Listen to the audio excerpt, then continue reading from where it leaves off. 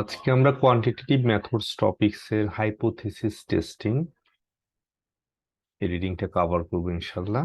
এটা আমাদের ভলিউম 1 বা বুক 1 এর লার্নিং মডিউল 6 বা রিডিং 6। এটা কভার করার পরে আর একটা রিডিং আমাদের বাকি থাকবে কোয়ান্টিটেটিভ মেথডস এ। এখানে বেশ কিছু এলওএস আছে, আমরা কভার করব সবগুলাই কভার করার জন্য।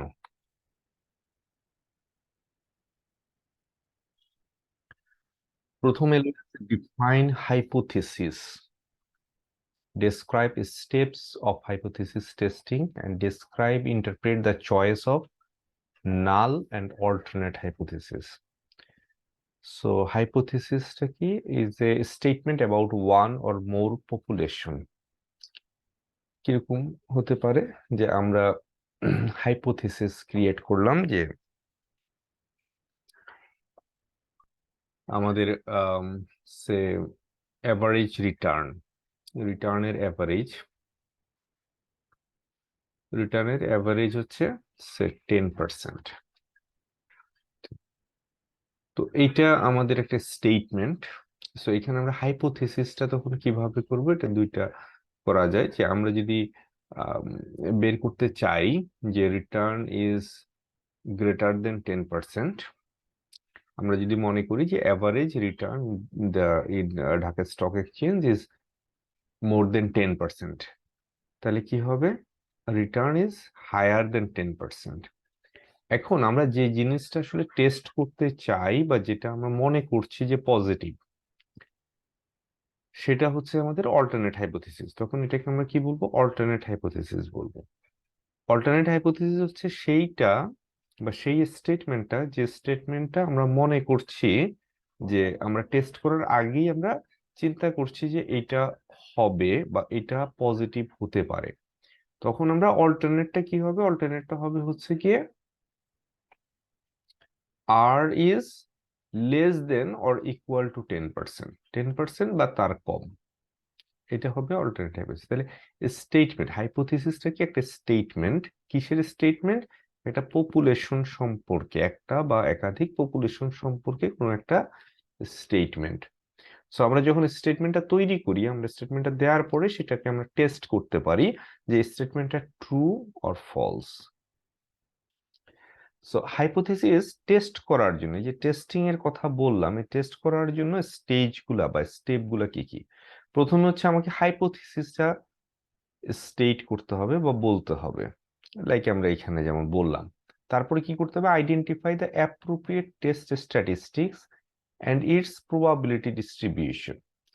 সো আমাদের এরপরের কাজটা হচ্ছে যে আমরা যে টেস্ট করব, আমাদের অ্যাপ্রোপ্রিয়েট টেস্ট স্ট্যাটিস্টিক্সটা কি হবে, কোন মেথডটা আমরা ইউজ করব সেটা, এবং হচ্ছে এই যে আমাদের পপুলেশনটা, ওর হচ্ছে গিয়ে প্রবাবিলিটি ডিস্ট্রিবিউশনটা কেমন।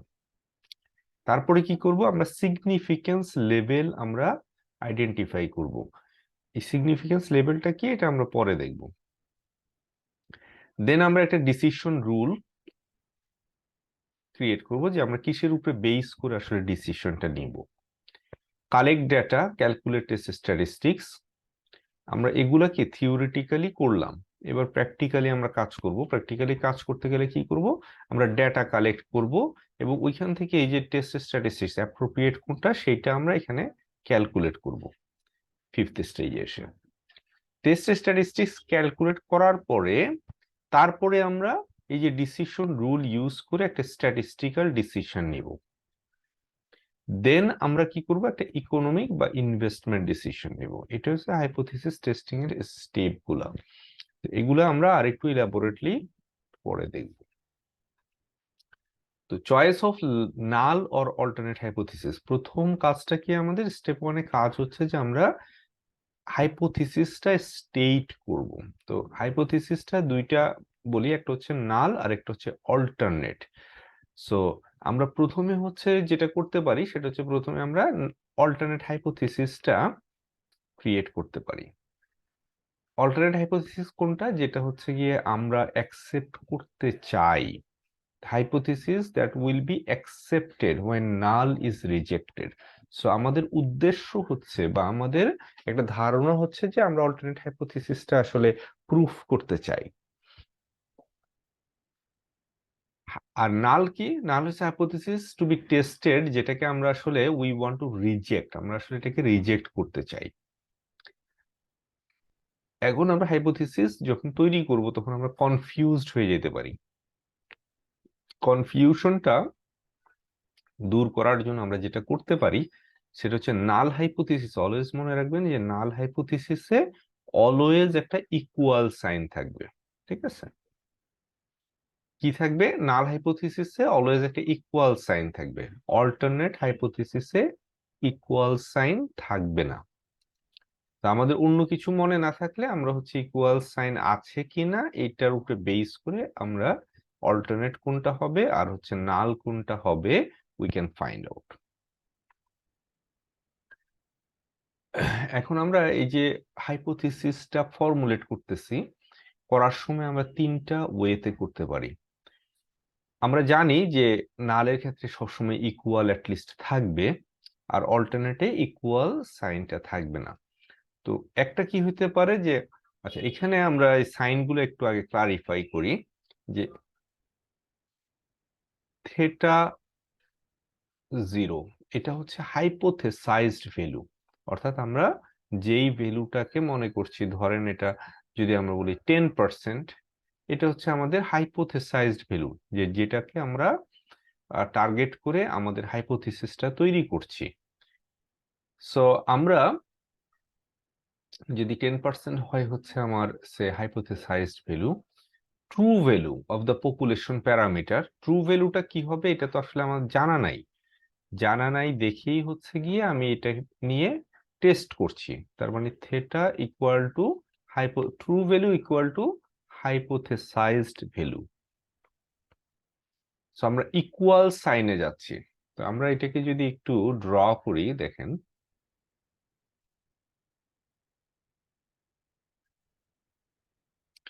সো এটা যদি হয় আমাদের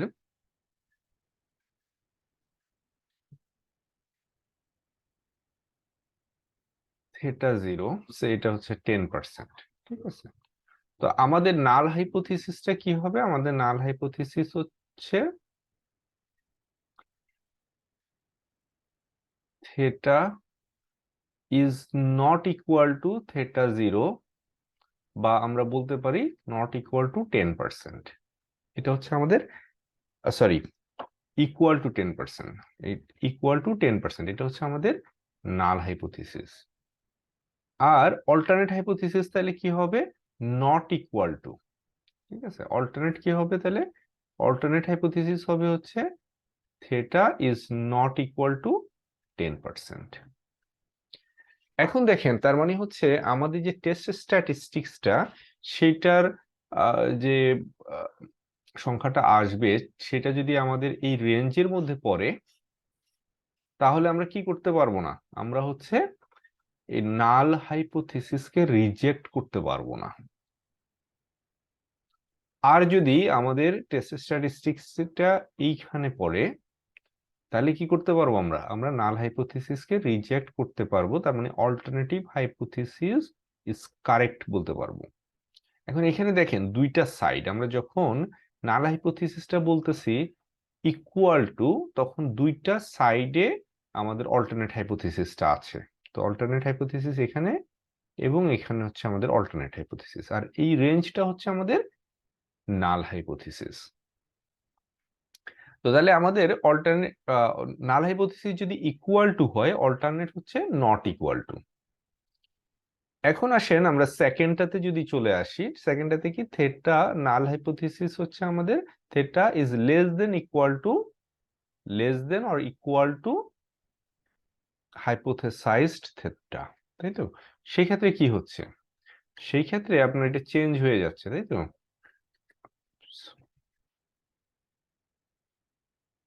আচ্ছা, এটা আমরা তখন তখন যেটা হচ্ছে যে আপনার এটা যদি হয়, so this is our say hypothesized value 10%।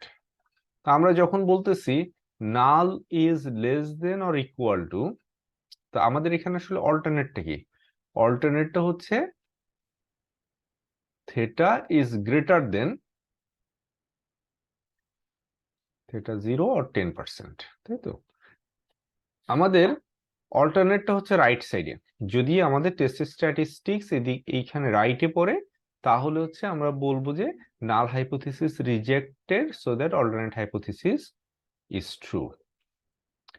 আর এই ক্ষেত্রে আপনার কি হইতেছে যে 10 অথবা তার নিচে, তার মানে এখানে দেখেন দুইটা সাইডে নাল হাইপোথিসিস নাই, দুইটা সাইডে অল্টারনেট হাইপোথিসিস নাই।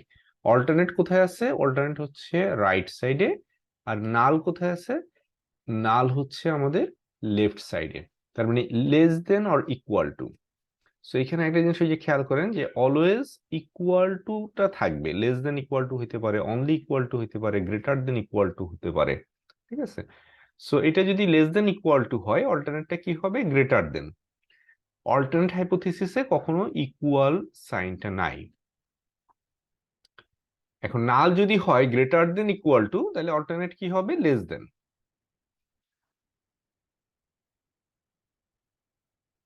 Compare and contrast one tailed and two tail test, এটা অলরেডি একটু দেখেছি আমরা, এখন আবার একটু দেখি যে আমাদের টু টেইল টেস্ট কোনটা? যখন হচ্ছে গিয়ে নাল হাইপোথিসিস দুইটা এন্ডে, দুইটা টেইলে আছে, পজিটিভ অ্যান্ড নেগেটিভ। সো এই পাশটা কি? এই পাশটা হচ্ছে পজিটিভ, তাই তো?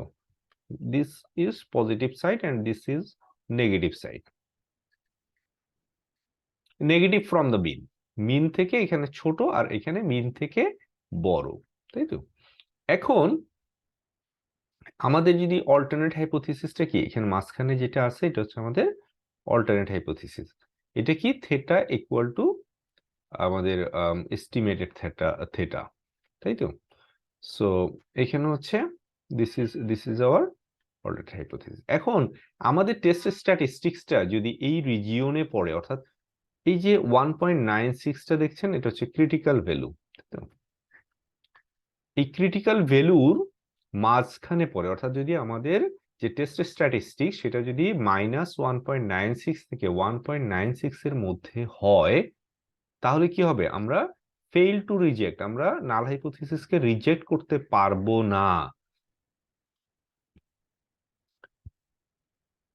আর যদি আমাদের -1.96 এর নিচে অথবা 1.96 এর উপরে হয় আমাদের টেস্ট স্ট্যাটিস্টিক্স, তাহলে কি আমরা নাল হাইপোথিসিস রিজেক্ট করতে পারবো। তার মানে alternate hypothesis will be accepted. One tail টেস্টের ক্ষেত্রে কি হয়? ওয়ান টেইল টেস্টের ক্ষেত্রে আমরা ধরেন এখানে কি theta is less than equal to 0। আমাদের এখানে বেসড অন যে আমাদের কত পার্সেন্ট আমরা সিগনিফিকেন্স অ্যালাউ করছি, সেটার উপরে বেস করে আমাদের এখানে টেস্ট স্ট্যাটিস্টিক্সটা ডিটারমাইন হচ্ছে। ধরেন এখানে 5% সিগনিফিকেন্সে 1.645 হচ্ছে আমাদের টেস্ট স্ট্যাটিস্টিক্স। যদি test statistics 1.645, sorry, critical value, এটাকে আমরা বলি হচ্ছে critical value, this is the critical value. আর টেস্ট স্ট্যাটিস্টিক্স কি করব? আমরা ক্যালকুলেট করব। এখন আমাদের ক্যালকুলেটেড টেস্ট স্ট্যাটিস্টিক যদি 1.645 এর নিচে হয়, তাহলে কি আমরা নাল হাইপোথিসিসকে রিজেক্ট করতে পারবো না, fail to reject null hypothesis. আর যদি আমাদের টেস্ট স্ট্যাটিস্টিক যেটা আমরা ক্যালকুলেট করব সেটা যদি এই ক্রিটিক্যাল ভ্যালু 1.645 এর উপরে হয়, তাহলে আমরা নাল হাইপোথিসিসকে রিজেক্ট করব এবং অল্টারনেট হাইপোথিসিসকে অ্যাকসেপ্ট করব। সিমিলার ওয়েতে আমরা রাইট সাইডে দেখেছি, এটা লেফট সাইডেও হতে পারে। Next, এলওএস explain test statistics. এই যে আমরা বলতেছি যে টেস্ট স্ট্যাটিস্টিক্স আমরা ক্যালকুলেট করব, so what is this test statistics? Then type 1 error, type 2 error, a significance level, how significance level are used in hypothesis testing and power of test. আমরা কয়েকটা terms আমরা অলরেডি ইউজ করেছি, but সেগুলো আমরা ব্যাখ্যা করি নাই, ঠিক আছে? একটা কি টেস্ট স্ট্যাটিস্টিক্স, আর একটা হচ্ছে type 1 error, type 2 error, significance level, এগুলো হচ্ছে আমরা এখানে দেখব। So what is test statistics? Is a quantity calculated on the basis of sample. Test স্ট্যাটিস্টিকটা কি স্যাম্পলের উপরে বেস করে আমরা ক্যালকুলেট করছি, whose value is the basis for deciding whether to reject or not reject null hypothesis. এই test স্ট্যাটিস্টিক্সটা calculate করার পরে, এটা ফর্মুলাটা আমরা পরে দেখবো। সো টেস্ট স্ট্যাটিস্টিক্সটা ক্যালকুলেট করার পরে সেটা আমরা কি করতেছি, ক্রিটিক্যাল ভ্যালুর সাথে কম্পেয়ার করছি। এখন ক্রিটিক্যাল ভ্যালু কোথায় পাবো, এটা বেসড অন যে আসলে আমরা কোনটা ইউজ করব। লাইক এখানে আমরা বলেছিলাম যে অ্যাপ্রোপ্রিয়েট ডিসিশনের জন্য আমাদের অ্যাপ্রোপ্রিয়েট এক্ষেত্রে কোন স্ট্যাটিস্টিক্সটা প্রপার হবে, সেইটা আমরা চার্ট থেকে দেখে আমরা একটা ক্রিটিক্যাল ভ্যালু ডিসাইড করব, তাই তো।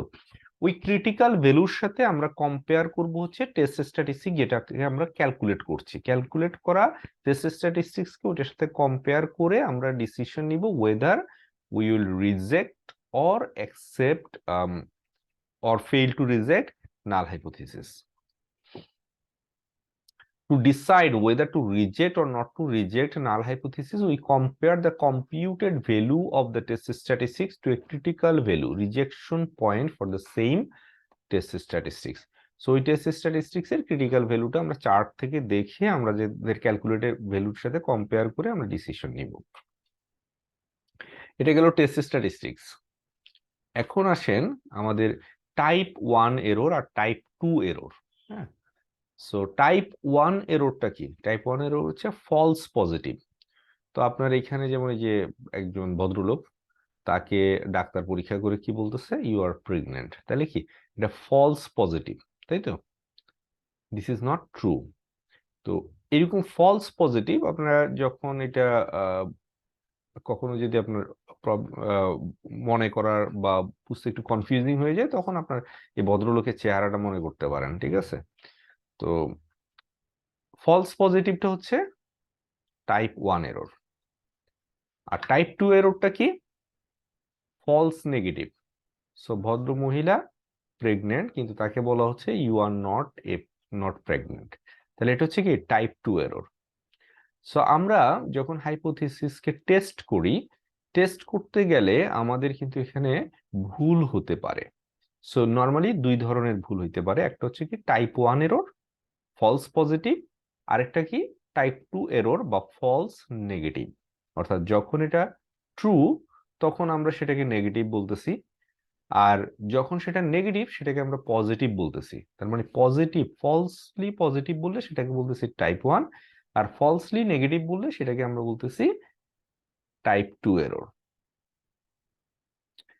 এখন আসেন ধরেন নাল hypothesis, based on null hypothesis ধরেন ট্রু, অ্যাকচুয়ালি নাল হাইপোথিসিসটা ট্রু। আর তাহলে এই নাল হাইপোথিসিস ট্রু যদি হয় তাহলে আমাদের কি হওয়া উচিত? অ্যাকচুয়ালি আমাদের হাইপোথিসিস টেস্টিং থেকে যে ডিসিশনটা আসবে সেই ডিসিশনটা হওয়া উচিত উই ফেইল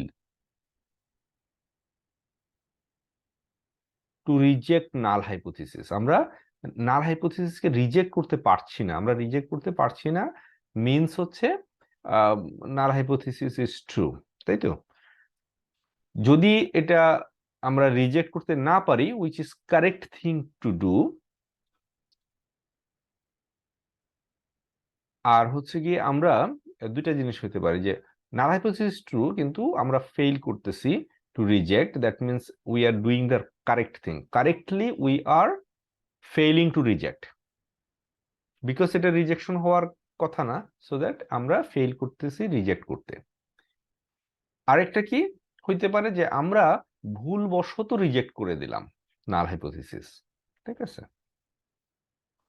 ভুলবশত রিজেক্ট করে দিলাম নাল হাইপোথিসিস। যদি তা হয়, অর্থাৎ আমরা ফলস পজিটিভ রিজেক্ট করে দিলে পজিটিভ কোনটা, alternate hypothesis. Alternate hypothesis is what we want to accept, তাই তো।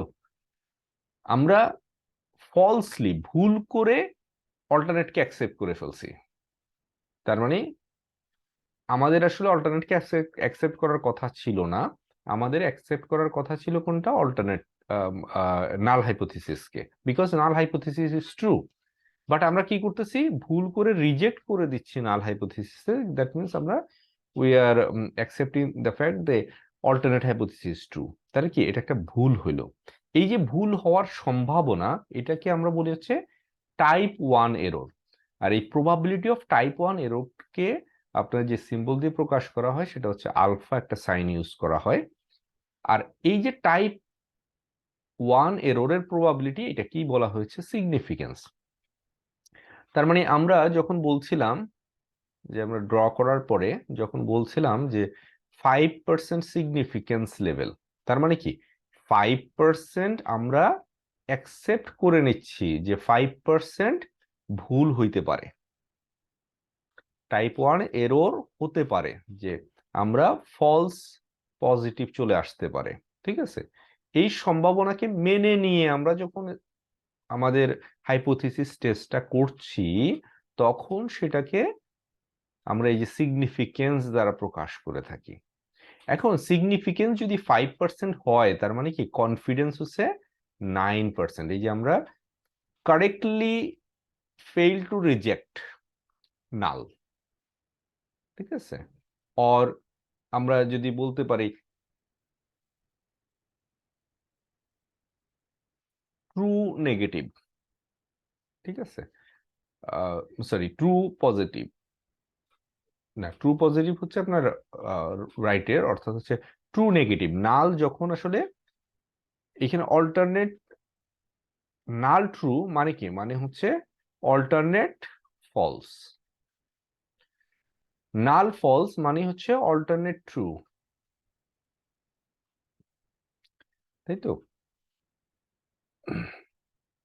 তো আমরা এইখানে টাইপ 1 এররের ক্ষেত্রে আমরা কি করলাম, আমরা কি করতে চাই, আমরা হচ্ছে গিয়ে চাই হচ্ছে গিয়ে যে অল্টারনেটটা ঠিক হোক, মানে আমরা রিজেক্ট করে দিব নালটা, আর রেজাল্ট হবে হচ্ছে অল্টারনেটটা। This is what we want, আমার এক্সপেকটেশন। বাট ইন রিয়েলিটি এই ক্ষেত্রে হচ্ছে অল্টারনেটটা ফলস, নাল হচ্ছে ট্রু। এইরকম ক্ষেত্রে যদি স্টিল আমরা অল্টারনেটটাকে অ্যাকসেপ্ট করে ফেলি এবং নালটাকে রিজেক্ট করে ফেলি, তখন সেটাকে আমরা বলতেছি টাইপ 1 এরর। আর এটার প্রবাবিলিটিকে বলা হচ্ছে সিগনিফিকেন্স, যেটাকে আলফা দিয়ে প্রকাশ করা হয়। সিমিলারলি যখন হচ্ছে আপনার নাল হাইপোথিসিসটা false, that means alternate is true, তখন যেটা হইতে পারে যে আমাদের অল্টারনেট ট্রু, তাহলে তো আমার কি হওয়া উচিত, আমাদের হচ্ছে কি নালটাকে রিজেক্ট করে অল্টারনেটটা অ্যাকসেপ্ট করা উচিত, তাই তো।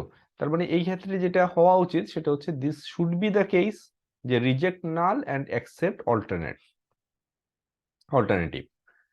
তো সেটা যদি না হয়, বা না হওয়ার যে প্রবাবিলিটি, সেটাকে আমরা বলতেছি টাইপ 2 এরর, যেটাকে বেটা দ্বারা প্রকাশ করা হয়।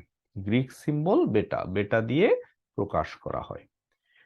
আর হচ্ছে আমরা কারেক্টলি কারেক্টলি ট্রু নাল ট্রু অল্টারনেট হাইপোথিসিস কে অ্যাকসেপ্ট করা, বা হচ্ছে কারেক্টলি নাল হাইপোথিসিস কে রিজেক্ট করার যে প্রবাবিলিটি, সেটাকে বলতেছি পাওয়ার অফ টেস্ট 1 মাইনাস বেটা।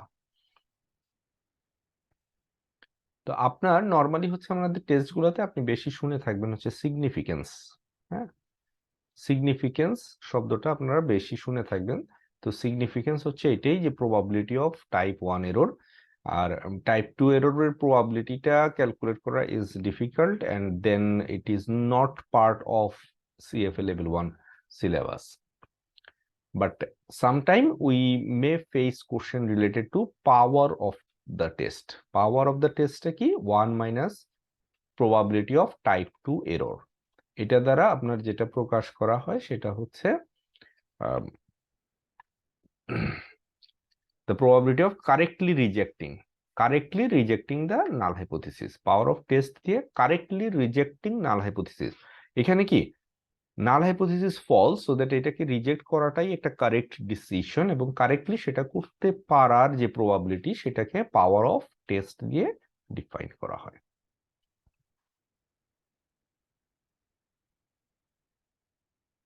নেক্সট হলো explain a decision rule the relation between confidence interval and hypothesis test and determine whether a statistically significant result is also economically meaningful. So আমরা decision rule, এই যে আমরা decision নিব যে weather নাল rejected হবে নাকি ফেল টু রিজেক্ট হবে, সেই ডিসিশনের রুলটা কিভাবে? Decision rule consist of determining rejection point বা ক্রিটিক্যাল ভ্যালু। তার মানে রিজেক্ট করতে গেলে আমাকে ক্রিটিক্যাল ভ্যালু বাহির করতে হবে, with which we compare test statistics to decide weather to reject or not to reject null hypothesis. Power of test already আলোচনা করেছি। 1 মাইনাস আলফা হচ্ছে কনফিডেন্স ইন্টারভেল, যেটা কি রিপ্রেজেন্ট করে? Probability of correctly fail to reject null hypothesis. ঠিক আছে, statistical decision. এখন আসেন আমরা যে ধরেন আমরা ডিসিশন রুল তৈরি করলাম, টেস্ট স্ট্যাটিস্টিক তৈরি করলাম, দেন আমরা কম্পেয়ার করে একটা আমরা স্ট্যাটিস্টিক্যাল একটা ডিসিশন আমরা নিয়ে নিলাম। কি ডিসিশন হইতে পারে? সেটা হতে পারে যে আমরা নাল হাইপোথিসিসকে রিজেক্ট করতে ফেল করছি অথবা নাল হাইপোথিসিস রিজেক্ট করছি, যে কোনোটা হতে পারে। দ্যাট মিনস হচ্ছে গিয়ে আমরা যদি ফেল করি তার মানে হচ্ছে অল্টারনেট হাইপোথিসিস আমরা রিজেক্ট করলাম, আর যদি আমরা নাল হাইপোথিসিস রিজেক্ট করতে পারি তার মানে অল্টারনেট হাইপোথিসিস ইজ ট্রু। এখন এটা তো একটা statistical decision. This statistical decision is not always same as economic decision. কেন? ধরেন আমরা একটা টেস্ট করছি, সেই টেস্টটা কি, যে আমাদের কোনো একটা অ্যাসেট ম্যানেজার পারফরমেন্সকে আমরা ইভালুয়েট করছি, যে whether asset manager is generating alpha additional return or not. ঠিক আছে, ধরেন আমাদের স্ট্যাটিস্টিক্যাল ডিসিশন আসলো হচ্ছে গিয়ে সে এডিশনাল রিটার্ন জেনারেট করছে। তো আমরা কি বিষয়, যে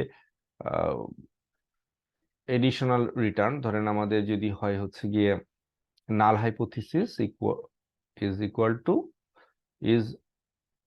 ইকুয়াল টু 0, অর্থাৎ এডিশনাল রিটার্ন হচ্ছে 0, এই 0টা হচ্ছে এডিশনাল রিটার্ন। নাল হাইপোথিসিসটা হচ্ছে additional return, AD return equal to 0, আর অল্টারনেট হচ্ছে additional return is not equal to 0। তাই তো?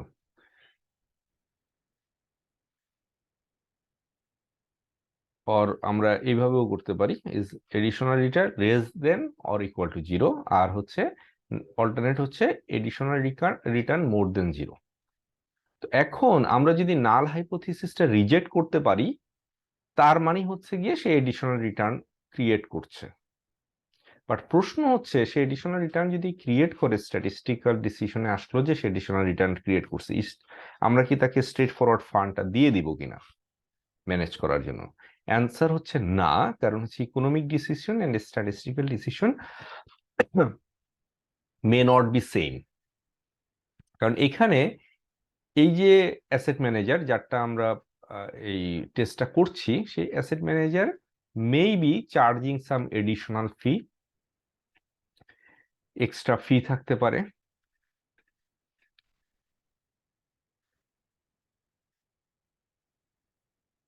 এছাড়া আদার কস্ট থাকতে পারে। সো যেই কস্টগুলা অ্যাড করলে পরে সেটা হচ্ছে এডিশনাল রিটার্নটা জাস্টিফাই করবে না হয়তোবা। তার মানে হচ্ছে আমাকে ইকোনমিক ডিসিশন নিতে গেলে আমার additional economic decision takes into consideration all economic issues pertinent to the decision. So all other economic issue গুলা আমাকে কনসিডারেশন নিতে হবে। তো আমাদের সিম্পল কোশ্চেন যদি হয় যে statistical decision and economic decision same, answer হবে না, সেম না। কারণ economic decision it can be same, it may be same, may not be same. এটার অর্থ এই না যে সবসময় আবার দুইটা দুই রকম হবে, ব্যাপারটা তাও না। বিষয়টা হচ্ছে ইকোনমিক ডিসিশনের ক্ষেত্রে স্ট্যাটিস্টিক্যাল ডিসিশন যদি আমাদের পজিটিভ হয়, দেন আমাকে আদার ফ্যাক্টর গুলা কনসিডার করতে হবে for economic decision. Explain interpret P value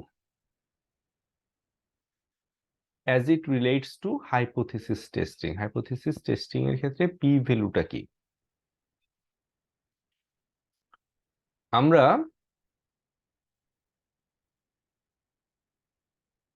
এটাকে ড্র করেছিলাম এরকম, আমরা বলেছিলাম এটা হচ্ছে alternate hypothesis theta 0 equal to 10%, এরকম একটা আমরা পপুলেশন ড্র করেছিলাম, তাই তো?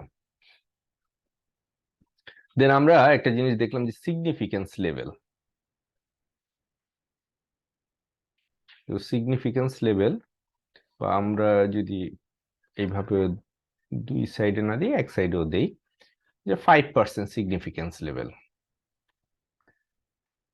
5% সিগনিফিকেন্স লেভেলটা কি? তার মানে হচ্ছে probability of type 1 error 5%। 5% probability আমরা মেনে নিচ্ছি যে 5% ক্ষেত্রে আমার ভুল হতে পারে। এটা মেনে নিয়ে যখন আমি হাইপোথিসিসটা টেস্ট করছি, তখন এটাকে আমি বলতেছি হচ্ছে সিগনিফিকেন্স।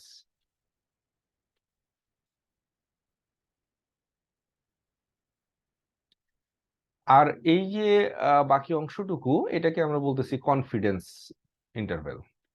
সো কনফিডেন্স ইন্টারভ্যাল কি? কনফিডেন্স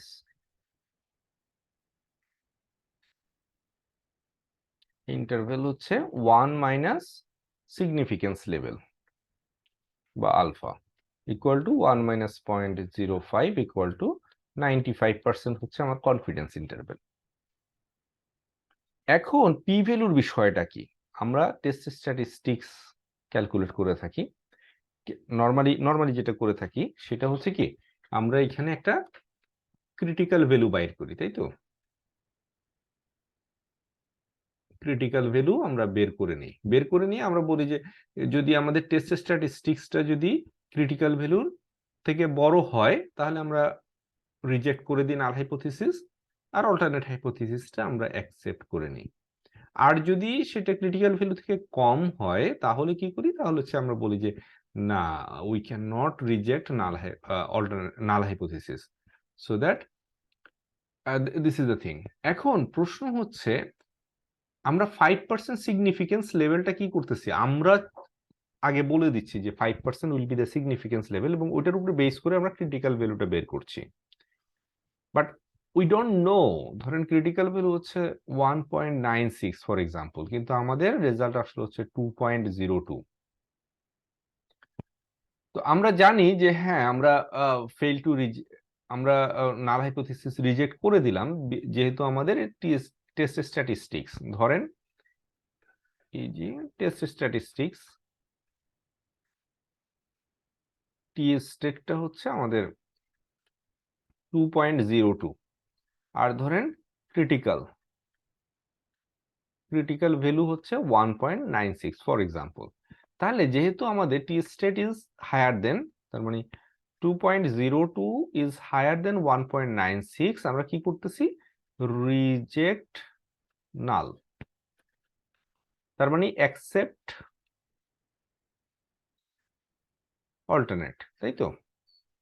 আচ্ছা, এখন প্রশ্ন হচ্ছে যে আমাদের ঠিক কত পার্সেন্ট পর্যন্ত আমরা প্রবাবিলিটি মিনিমাম কতটুকু না রাখলে, অর্থাৎ এই যে প্রবাবিলিটি অফ বিং রং, অর্থাৎ টাইপ 1 এররের প্রবাবিলিটিটা মিনিমাম কতটুকু রাখতে হবে to accept, two reject null and accept alternate. এটার জন্য আপনার মিনিমাম কতটুকু থাকতে হবে, সেটা আমরা পি ভ্যালু দিয়ে বাইর করি। তার মানে তখন আমরা সিগনিফিকেন্স লেভেলটা বলে দিচ্ছি না, আমরা কি করছি? আমরা ক্যালকুলেট করছি যে what can be the minimum significance level. সিগনিফিকেন্সটা কি? Probability of type 1 error. So প্রবাবিলিটিটা সর্বনিম্ন কত হইতে পারে, যে সর্বনিম্ন কত হইলে পরে still we can reject null hypothesis, আমরা স্টিল নাল হাইপোথিসিসকে রিজেক্ট করতে পারবো। তো আমরা একটা পি ভ্যালু তখন বের করি, যে পি ভ্যালু ধরেন এখানে পি ভ্যালু আসলো হচ্ছে সে 2%। তার মানে কি আমরা 2% সিগনিফিকেন্স লেভেলেও we can reject null hypothesis, but 2 এর নিচে যদি হয় significance level we can not reject null. আমাদের উদ্দেশ্য তো নালকে রিজেক্ট করা, সো আমরা বের করার চেষ্টা করি। এক্ষেত্রে 5%-এ তো অবশ্যই এটা রিজেকশন হচ্ছে, 2%-এও পসিবল। তো এইটাই আমরা এই যে আমরা বের করছি কত পার্সেন্টে, মিনিমাম কত পার্সেন্টে আমরা, কত পার্সেন্ট সিগনিফিকেন্সে আমরা রিজেক্ট করতে পারবো, সেটাই হচ্ছে P value. So P value is the smallest level of significance at which null hypothesis can be rejected. The smaller the p-value, the stronger the evidence against null hypothesis and in favor of alternate hypothesis. p-value যত কম তার মানে probability of type 1 error is তত কম, আর এররের probability কম হওয়ার মানে হচ্ছে নাল হাইপোথিসিসের এগেইনস্টে আমাদের evidence is much stronger. The p-value approach of hypothesis testing does not involve setting significance level, rather it involves computing p-value for the test statistics and allowing the consumer of the research to interpret its significance. Okay, fine. ধরেন আপনাকে দেয়া আছে if p-value is 1.5%, then we can reject null hypothesis at 3% significance. দেখেন আমরা যদি p value 1.5% হয় তার মানে হচ্ছে probability of type 1 error is 1.5%, তাই তো? সো আমাদের probability of type 1 error যদি 1.5% হয়, সেক্ষেত্রে আমরা significance 3% probability যদি allow করি, 1.5 এ যদি আমি রিজেক্ট করতে পারি, definitely I can reject at 3%. আচ্ছা, এখন আমরা গ্রাফে যদি জিনিসটা দেখি, ধরেন p value হচ্ছে 1.5%, এটা হচ্ছে p ভ্যালু। তার মানে 1.5% যদি সিগনিফিকেন্স হয়, স্টিল উই ক্যান রিজেক্ট নাল, কারণ টেস্ট স্ট্যাটিস্টিক্সটা আমার এই জায়গাটাতে 1.5 এর এখানে আমার টেস্ট স্ট্যাটিস্টিক্সটা আসতেছে, যেটা আমি ক্যালকুলেট করতেছি, তাই তো? এখন আমাকে যদি অ্যালাউ করা হয় যে না তুমি 3% পর্যন্ত আমরা সিগনিফিকেন্স অ্যালাউ করলাম, তার মানে এখানে 3%, 3% এর কি হবে, critical value will be much lower, so that আমাদের টেস্ট স্ট্যাটিস্টিক্স তো এখানেই আছে, so that we can still reject null hypothesis. তার মানে P value is the smallest level of significance. কি? Smallest level of significance. এখন 1.5% যদি পি ভ্যালু হয়, তাহলে আমাদের সিগনিফিকেন্স 1% হইলে আমরা কি করব, আমরা রিজেক্ট করতে পারবো না, ঠিক আছে? কারণ এখানে হচ্ছে আমার তখন সিগনিফিকেন্স, কিন্তু আমার টেস্ট স্ট্যাটিস্টিক্সটা আছে হচ্ছে 1.5 এর কাছে, সো দ্যাট কি হবে, আমরা ফেইল টু রিজেক্ট হবে, এক্ষেত্রে কি fail to reject null.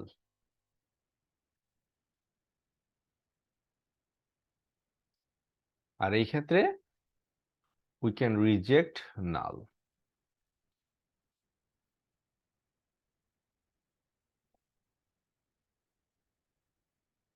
Describe how to interpret the significance. এখন এই যে সিগনিফিকেন্স লেভেলের কথা বললাম, significance of A test, multiple টেস্টের ক্ষেত্রে সেটা কিভাবে আসলে কাজ করে, এটা মূলত আমাদের আসলে ম্যাথটা হতে করতে হবে না, আমাকে জাস্ট বুঝতে হবে আর কি, যে এই ক্ষেত্রে একটা অ্যাডজাস্টেড সিগনিফিকেন্স ক্যালকুলেট করা হয়। মনে করেন 5% সিগনিফিকেন্স লেভেলটা ঠিক করা হচ্ছে 5% সিগনিফিকেন্স, আর হচ্ছে নাল হচ্ছে ট্রু, তার মানে হচ্ছে null is true, originally null হচ্ছে true. We would expect 5% false positive, rejecting null.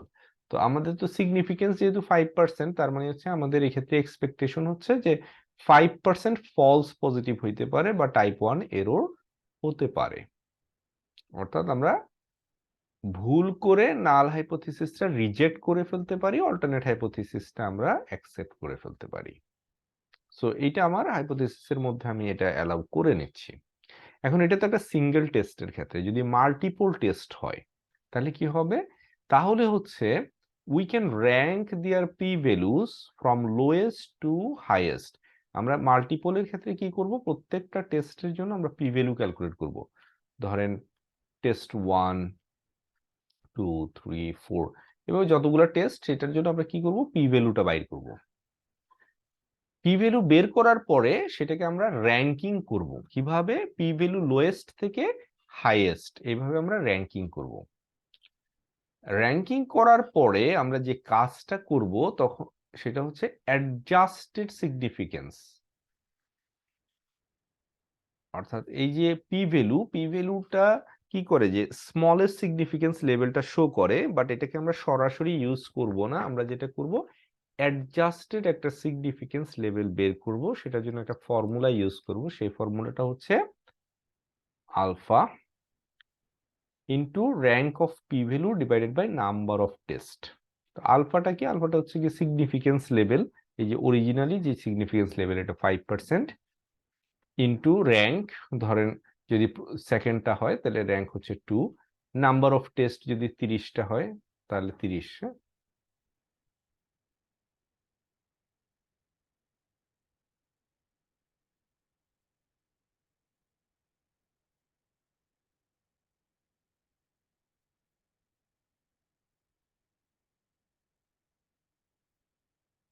তো এখান থেকে আমরা যেটা করব সেটা হচ্ছে অ্যাডজাস্টেড একটা সিগনিফিকেন্স। মেইন বিষয়টা হচ্ছে এখানে একটা অ্যাডজাস্টেড সিগনিফিকেন্স লেভেল আমরা পেয়ে যাব। পেয়ে যাওয়ার পরে যেটা করব, আমাদের যে P value, reject null only if P value, এই যে adjust is less than or equal to adjusted significance for more than 5% test. 5 মানে যতগুলো টেস্ট করলাম তার মধ্যে যদি মোর দেন 5% এর ক্ষেত্রে আমাদের P value less than or equal to adjusted significance হয়, তাহলে আমরা নাল হাইপোথিসিসকে রিজেক্ট করব। এটা হচ্ছে মাল্টিপল টেস্টের ক্ষেত্রে।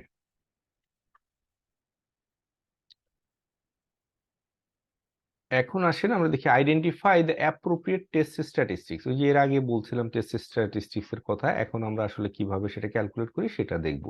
And interpret the results for hypothesis test concerning the population mean of both large and small samples when the population is normally and approximately normally distributed and the variances is known and unknown. So test statistics is a quantity calculated based on a sample whose value is the basis for deciding whether or not to reject null hypothesis. Null hypothesis reject করব কিনা সেটা test statistics থেকে আমরা বের করি। So এইটার ফর্মুলাটা আমাদেরকে মুখস্থ করতে হবে। We need to memorize. ঠিক আছে? কারণ এইটা আমাদের লাগবে। অন্য অনেক ফর্মুলা আমরা দেখেছি, সেগুলো আসলে ওইভাবে দরকার পড়বে না, জাস্ট কনসেপ্টটা জানলেই চলবে, but this one we need to know. ঠিক আছে? সো এটা কি? Sample statistics. স্যাম্পল স্ট্যাটিস্টিক্স কি? স্যাম্পল থেকে আমরা যেই রেজাল্টটা পাচ্ছি, minus value of population under null hypothesis. নাল হাইপোথিসিসে পপুলেশনের যে ভ্যালুটা আমরা অ্যাসিউম করছি, ডিভাইডেড বাই এস হচ্ছে standard deviation of sample divided by root over N. N হচ্ছে নাম্বার অফ টেস্ট। সো এই যে এই অংশটা, এটা আসলে আমরা লাস্ট ক্লাসে দেখেছিলাম। সেটা কি? সেটা হচ্ছে formula of standard error of sample statistics. নিচের এই অংশটা হচ্ছে standard error of sample statistics.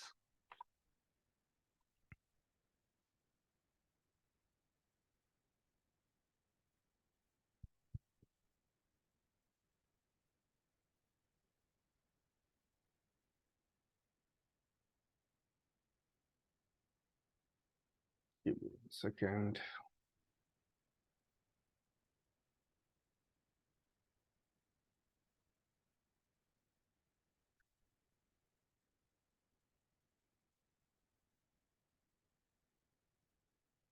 আচ্ছা, এখন আমরা যদি একটু একটু একটা টেস্ট আমরা এখানে করে দেখি। ধরেন আমরা যেটা আলোচনা করছিলাম যে এক্সপেক্টেড রিটার্ন বা হচ্ছে রিটার্ন অফ স্টক মার্কেট, হ্যাঁ স্টক মার্কেট বা DSC stock return of DSC, সেটা যদি হয় হচ্ছে আমাদের সে মিউ জিরো। হ্যাঁ, তো আমরা এক্সপেক্ট করছি যে মিউ জিরো হচ্ছে ইজ গ্রেটার দেন 10।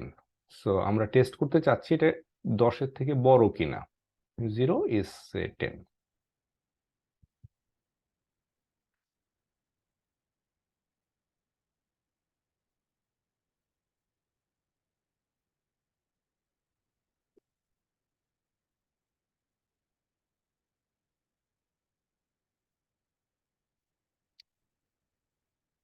এটা তাহলে কি হবে, এটা গ্রেটার দেন সাইন আছে, এটা কি হবে, এটা this is an alternate hypothesis.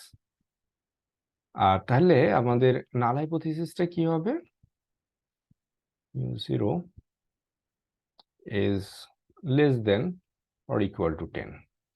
তাই তো, এটা আমরা ফর্মুলেট করলাম, কি ফর্মুলেট করলাম, আমাদের হাইপোথিসিস ফর্মুলেট করলাম।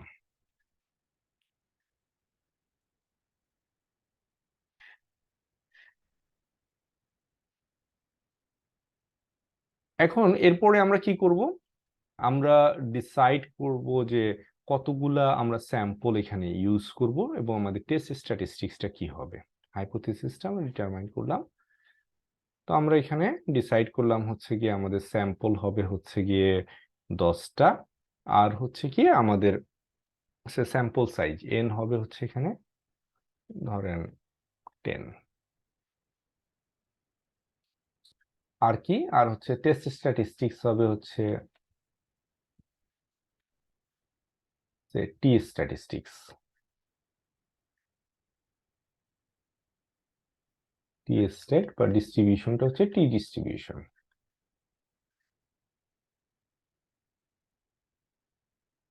তাই তো, এখন আমরা যেটা করব যে এরপরের কাজটা হচ্ছে আমাদের আমরা কালেক্ট করলাম, আমরা সব ডাটা কালেক্ট করলাম, ডাটা কালেক্ট করার পরে আমরা স্যাম্পল থেকে আমরা যেটা করলাম যে আমরা মিন ক্যালকুলেট করলাম এক্স বার, অর্থাৎ রিটার্নের অ্যাভারেজ আমরা বের করলাম, বের করে দেখলাম যে এটা আসছে হচ্ছে ধরেন 12%। ঠিক আছে, তো এক্স বার আমরা পেলাম হচ্ছে 12%, এবং আমাদের যে স্যাম্পলের স্ট্যান্ডার্ড ডেভিয়েশন আমরা ক্যালকুলেট করে পেলাম হচ্ছে সে 5% হচ্ছে আমার স্ট্যান্ডার্ড ডেভিয়েশন।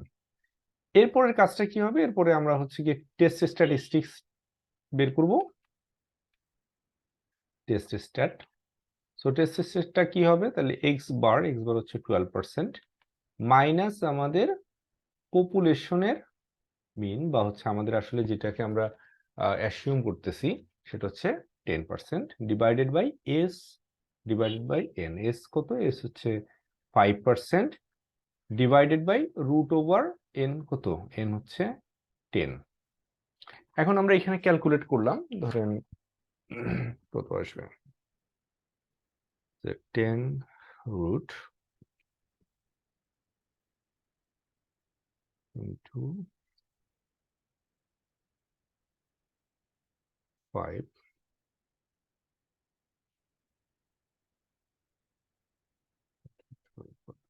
1.26। আমরা এটা ক্যালকুলেট করলে যেটা আসবে 1.26। আচ্ছা, এখানে আরেকটা জিনিস আমরা এখানে আগেই ডিটারমাইন করতে হবে, সেটা হচ্ছে আমরা কত পার্সেন্ট সিগনিফিকেন্স, অর্থাৎ আমাদের প্রবাবিলিটি অফ এররটা আমরা আসলে কত পার্সেন্ট রাখবো এইটা ক্যালকুলেট করার ক্ষেত্রে। ধরেন আমরা সিগনিফিকেন্স ডিটারমাইন করলাম হচ্ছে গিয়ে ধরেন 5%। সো 5% যদি সিগনিফিকেন্স হয়, এখন আমাদের যেটা দরকার হচ্ছে ক্রিটিক্যাল ভ্যালু।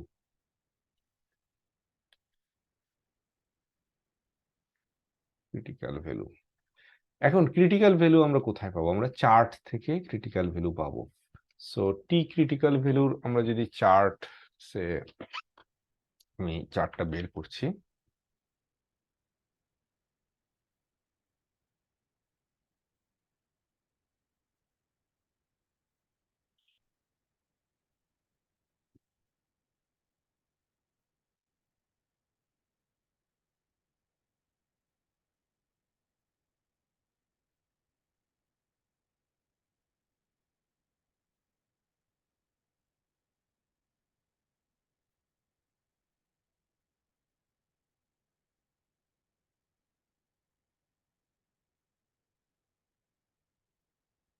এটা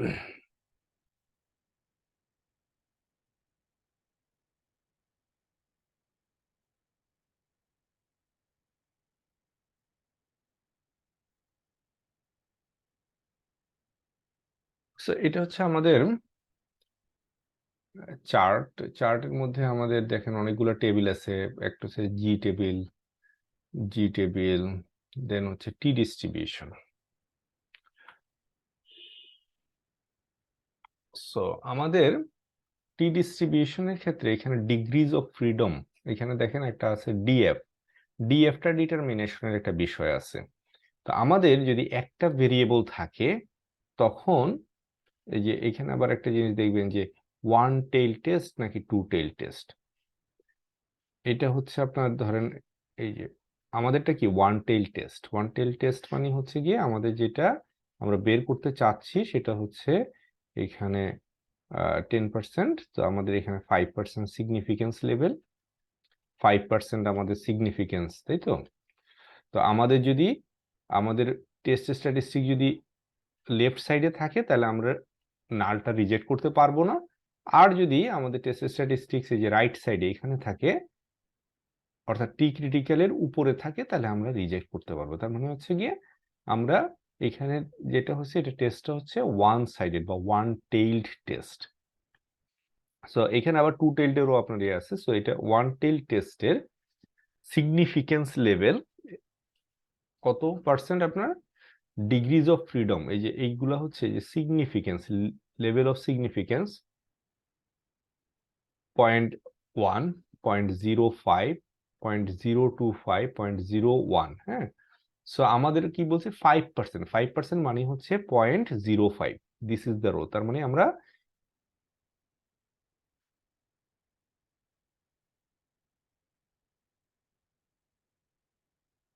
ওয়ান টেইলডের যদি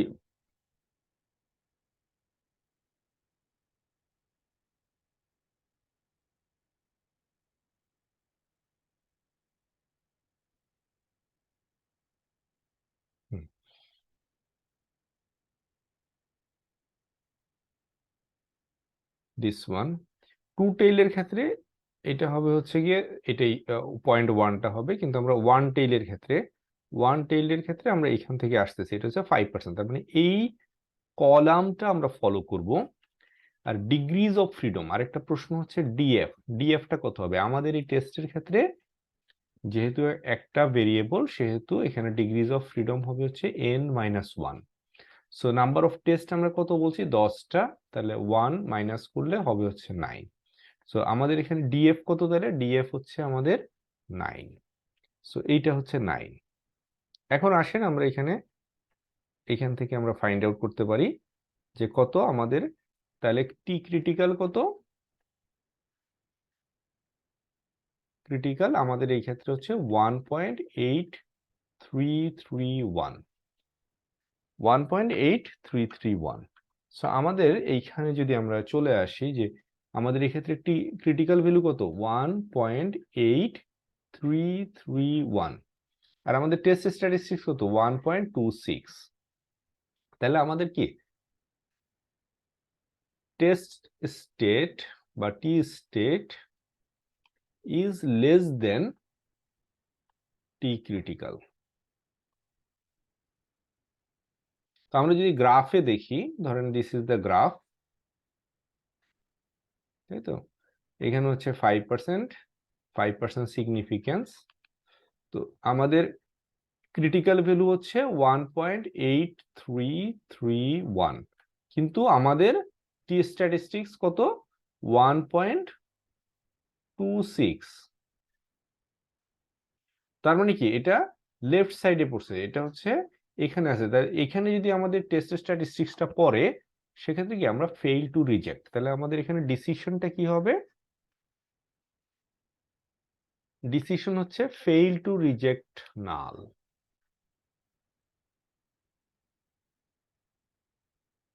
নাল হাইপোথিসিস। ঠিক আছে, এটা আমরা সিম্পলি এই জিনিসটা এভাবে আমরা করতে পারি। ঠিক আছে, তার মানে আমাদের স্টেপটা কি? প্রথমে হাইপোথিসিস টেস্ট করলাম, কোন স্ট্যাটিস্টিক্স ইউজ হবে সেটা বাইর করব। তারপরে হচ্ছে গিয়ে আমাদের সিগনিফিকেন্স লেভেল কত হবে, কতগুলা টেস্ট আমরা করব, ঠিক আছে, কতগুলা স্যাম্পল নিব সেটা আমাকে দেখতে হবে। দেন হচ্ছে আমাকে টেস্ট স্ট্যাটিস্টিক্স ক্যালকুলেট করতে হবে, আমাদের ক্রিটিক্যাল ভ্যালুটা বের করতে হবে, বের করে ক্রিটিক্যাল ভ্যালুর সাথে কম্পেয়ার করতে হবে। যদি ক্রিটিক্যাল ভ্যালুর থেকে এটা বড় হয় তাহলে হচ্ছে গিয়ে আমরা রিজেক্ট করব, আর যদি ছোট হয় আমাদের টেস্ট স্ট্যাটটা তাহলে আমরা ফেল টু রিজেক্ট হবে।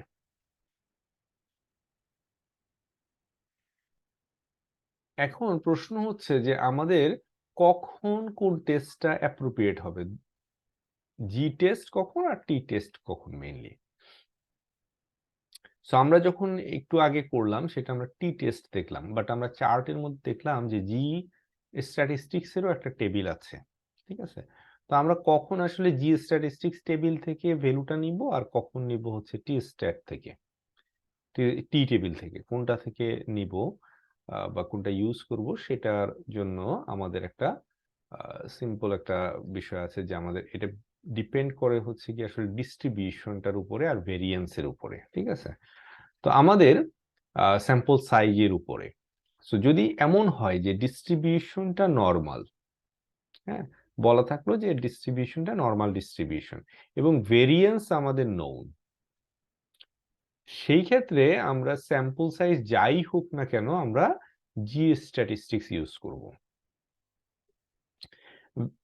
নর্মাল ডিস্ট্রিবিউশন কিন্তু variance unknown, in that case আমরা কি করব, স্যাম্পল সাইজ যাই হোক আমরা টি স্ট্যাটিস্টিক্স ইউজ করব, যদিও লার্জ স্যাম্পল হইলে আমরা চাইলে জি স্ট্যাটিস্টিক্সও ইউজ করতে পারি। যদি ডিস্ট্রিবিউশন নন নর্মাল হয়, নর্মাল যদি না হয় বাট ভেরিয়েন্সটা যদি আমাদের নোন হয়, আচ্ছা, নন নর্মাল হইলে পরে আমরা আসলে স্মল স্যাম্পল কোনো ক্ষেত্রেই ইউজ করতে পারবো না। লার্জ স্যাম্পলের ক্ষেত্রে ভেরিয়েন্স জানা থাকলে নন নর্মাল হইলেও আমরা জি স্ট্যাটিস্টিক্স ইউজ করতে পারবো, বাট ভেরিয়েন্স যদি আননোন হয়, নন নর্মাল হয়, তাহলে আমরা টি স্ট্যাটিস্টিক্স ইউজ করব।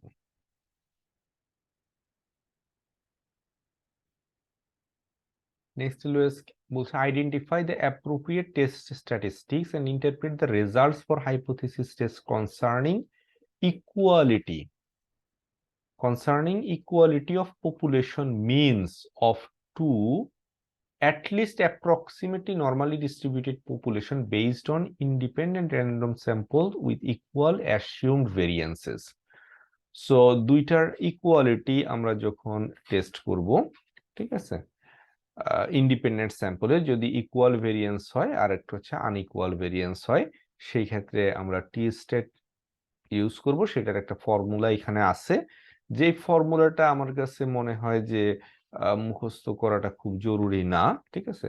সো দ্যাট আমরা জাস্ট এখানে রাখলাম, বাট হচ্ছে উই ডোন্ট নিড টু কষ্ট করে আসলে এইটা মুখস্থ করার পরে পসিবিলিটি বেশি যে আমরা হয়তো পরীক্ষার হলে গিয়ে আসলে এটা ইউজ করতে পারবো না এবং এখান থেকে হয়তো কোশ্চেন আসবেও না, ঠিক আছে। সো দ্যাট আমাকে এটা জাস্ট ইয়ে আছে, বাট এটা I don't really encourage to memorize this one.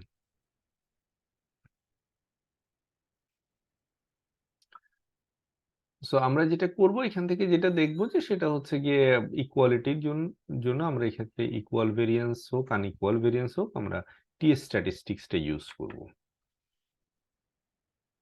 এরপরে LOS identify the appropriate test statistics, interpret the results of for a hypothesis test concerning mean difference of two normally distributed population. Mean difference যদি হয় সেক্ষেত্রে dependent স্যাম্পলে টি state মিন ডিফারেন্সের ক্ষেত্রে আমরা এই যে ফর্মুলাটা use করব। Here n-1 degrees of freedom, where n is the number of paired observation, d is the sample mean difference, sd is the standard error of d. খুব বেশি দরকার হবে বলে মনে হয় না, সো আমরা এখানে পেয়ার্ড অবজারভেশন ইউজ করব। এইটুকু হয়তো বা একটা important information.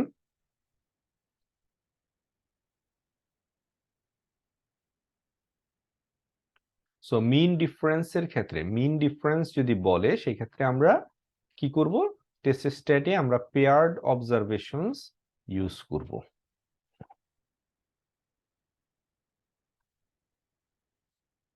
Next is identify the appropriate test statistics, interpret the results for hypothesis test concerning the variance of normally distributed population, the equality of the variance of two normally distributed population on the two independent random sample. So এইটা আবার হচ্ছে গিয়ে আমাদের একটু জানতে হবে যে কোনটা কোন সময় ইউজ করব। In test concerning variance of single variance অর্থাৎ সিঙ্গেল ভেরিয়েবলের variance normally distributed population, the test statistics will be chi-square. যদি সিঙ্গেল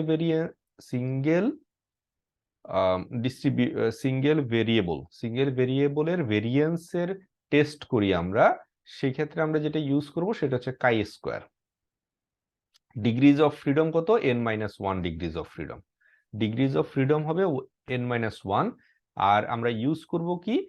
টেস্ট স্ট্যাটিস্টিক্সটা হবে হচ্ছে chi-square। chi-square এর ফর্মুলাটা হচ্ছে n-1 into variance divided by standard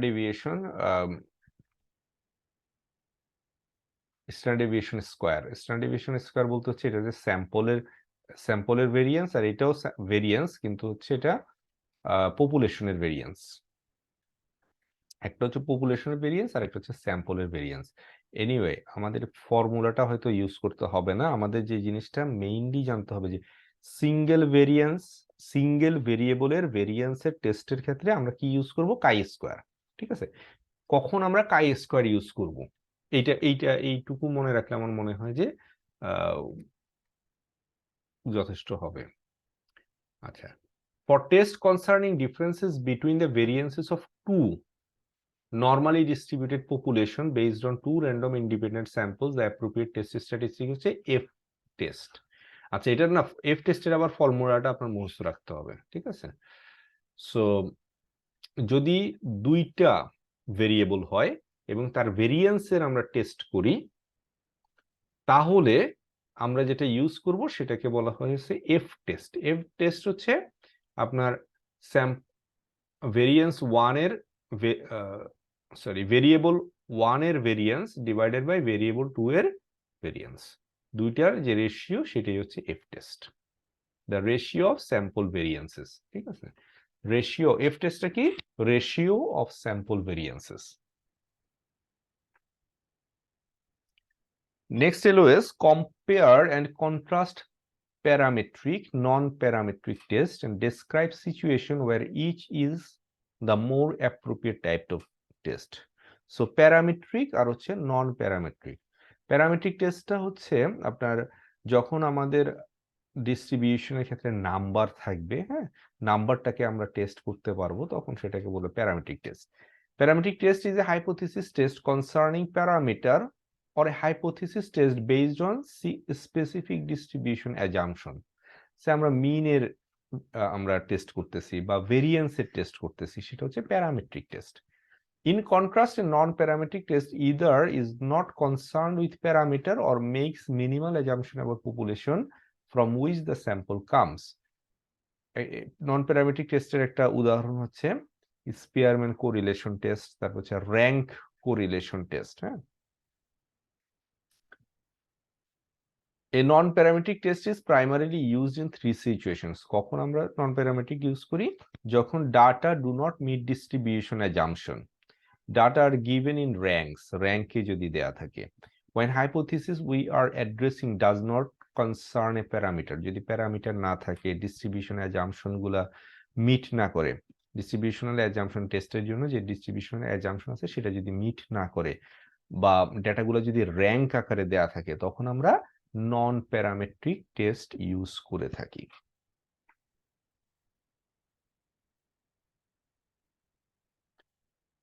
last এলওএস explain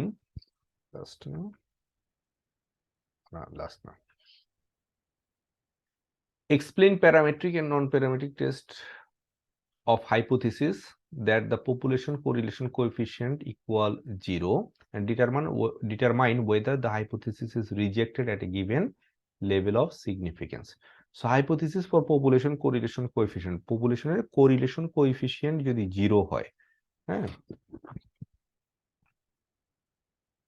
যে পপুলেশনের মধ্যে কোরিলেশন কোএফিসিয়েন্টটা 0, সেটার হাইপোথিসিস টেস্টিং করার জন্য আমরা কি করি? In test concerning correlation we use statistics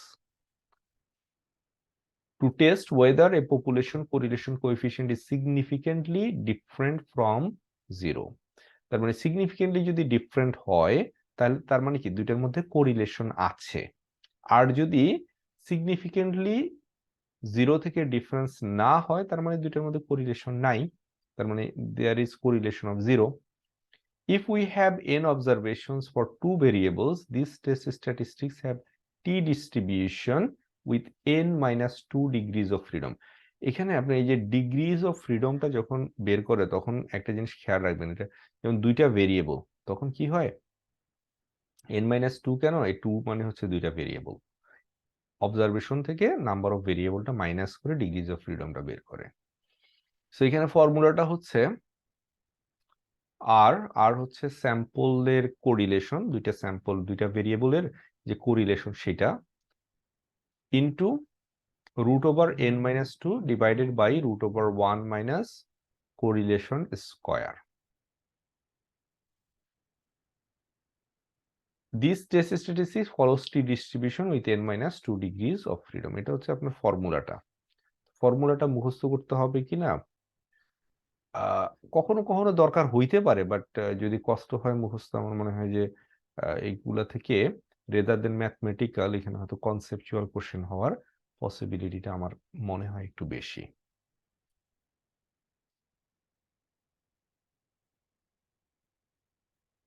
এখন একটা এক্সাম্পল যদি দেখি, একটা স্যাম্পল কোরিলেশন হচ্ছে 0.35, দুইটা ভেরিয়েবলের স্যাম্পলের কোরিলেশন হচ্ছে 0.35, স্যাম্পল সাইজ হচ্ছে 42, তার মানে n হচ্ছে 42, তার মানে তাহলে ডিএফ কত, ডিগ্রিজ অফ ফ্রিডম কত হবে? 42 minus 2 equal to 40। So T স্টেটটা কি? এই যে আমরা ফর্মুলা ইউজ করি যে correlation into root over n minus 2, আর এখানে 1 মাইনাস কোরিলেশন স্কয়ার করে আমরা যেটা পাচ্ছি 2.363। এটা কি টেস্ট স্ট্যাটিস্টিক্স।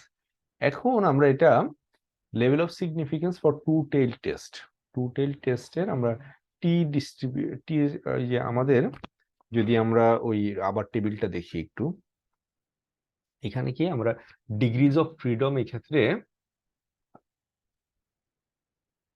আমাদের ডিগ্রিজ অফ ফ্রিডম হচ্ছে n মাইনাস 2, তার মানে হচ্ছে 42 মাইনাস 2 ইকুয়াল টু 40, তাই তো? আমরা 40 তে চলে যাই, দিস ইজ 40, তাই তো? এখন এরপরে আর কি আছে, আরেকটা জিনিস আমরা দেখি এখানে, সিগনিফিকেন্স লেভেল কত আমাদের এখানে? সিগনিফিকেন্স লেভেল আমরা ধরে নিচ্ছি 5%, তাই তো?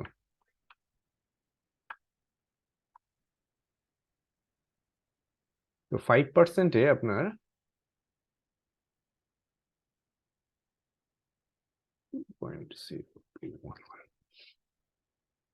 এই যে দেখেন, এটা হচ্ছে টু টেল টেস্টের 5%। এই কলামে আমরা এই যে এখান থেকে পেয়ে যাচ্ছি 2.0211। এখন প্রশ্ন হচ্ছে এই টেবিল কি আপনাকে পরীক্ষার হলে দিবে কিনা? না, পরীক্ষার হলে টেবিল দিবে না। পরীক্ষার হলে এটা যদি দরকার হয়, ইন দ্যাট কেস ওরা এইরকম একটা টেবিল দিয়ে দিবে, অল্প একটু দিয়ে দিল, যে ধরেন আপনার এখান থেকে 40 দরকার, তো 38 39 40 দিল, বা হচ্ছে 38 39 41 42 পর্যন্ত দিল, হ্যাঁ, সো দ্যাট আপনাকে জানতে হবে যে এখানে ডিগ্রিজ অফ ফ্রিডমটা কত। ঠিক আছে, তো আমরা এটা কি, এটা হচ্ছে আমাদের critical value.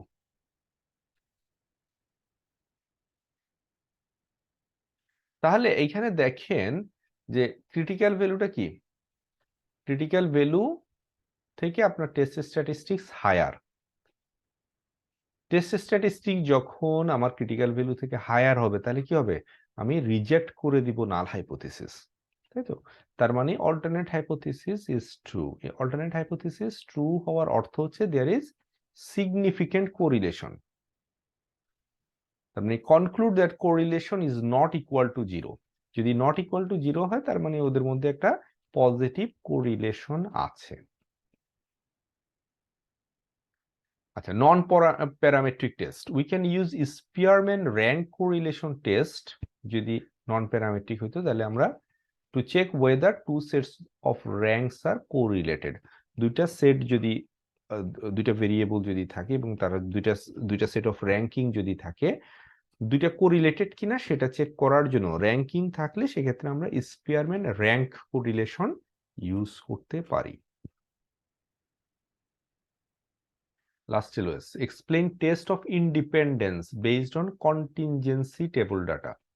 So contingency table data যদি দেয়া থাকে সেই ক্ষেত্রে আমরা টেস্ট অফ ইন্ডিপেন্ডেন্স টা কিভাবে টেস্ট করব, ইন্ডিপেন্ডেন্সের টেস্টটা কিভাবে হবে। তো কন্টিনজেন্সি টেবিল হচ্ছে সেই টেবিলটা যেটার মধ্যে হচ্ছে কি আপনার কলাম এবং রোতে কিছু ডাটা দেওয়া থাকবে। এই যে আমাদের এই ডাটাটা দেখতেছেন, এই টেবিলটা দেখছেন, এই টেবিলটা হচ্ছে একটা কন্টিনজেন্সি টেবিল, ঠিক আছে, যেখানে কি দেওয়া আছে, size based on market capitalization দেওয়া আছে আর হচ্ছে ইনভেস্টমেন্ট টাইপ দেওয়া আছে।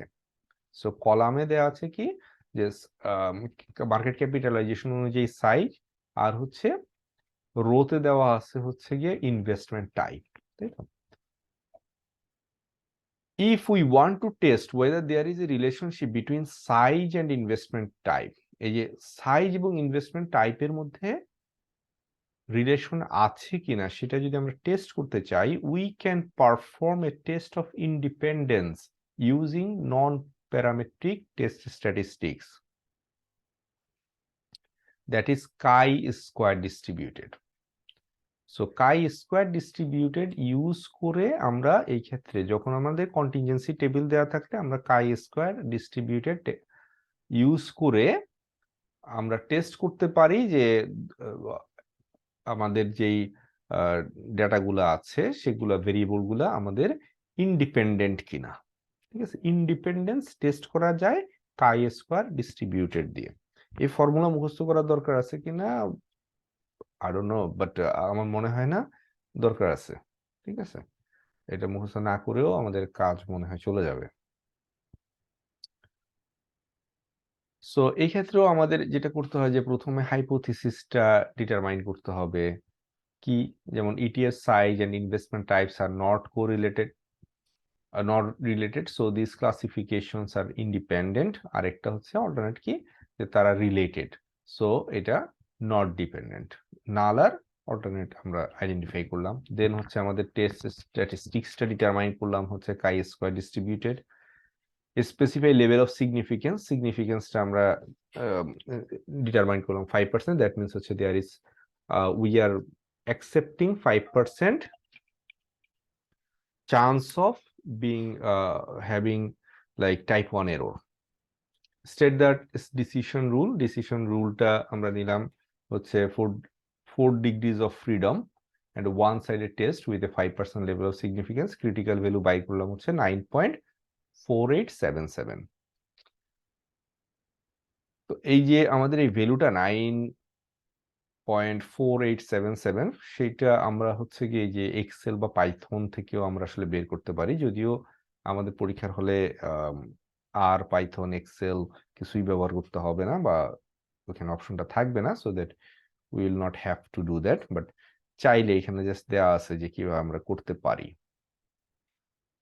এই কমান্ডটা ইউজ করলে এক্সেলে আমরা এই কমান্ডটা লিখলে পরে আমাদের এই 9.4877 চলে আসবে without table. Calculate test statistics, আমাদের এই যে ফর্মুলাটা আছে ফর্মুলা ইউজ করে আমরা টেস্ট স্ট্যাটিস্টিক্স বের করলাম, এন্ড দেন ডিসিশনটা কি হলো, reject null hypothesis of independence because the calculated chi-square test statistics is greater than 9.4877। So আমরা কি, যেহেতু আমাদের test statistics is higher than critical value, আমরা কি করতেছি, এটাকে রিজেক্ট করে দিচ্ছি। তো রিজেক্ট করার অর্থ হচ্ছে কি, alternate hypothesis true, which is ETF size and investment type has relationship. There is sufficient evidence to conclude that ETF size and investment types are related. They are not independent. ঠিক আছে।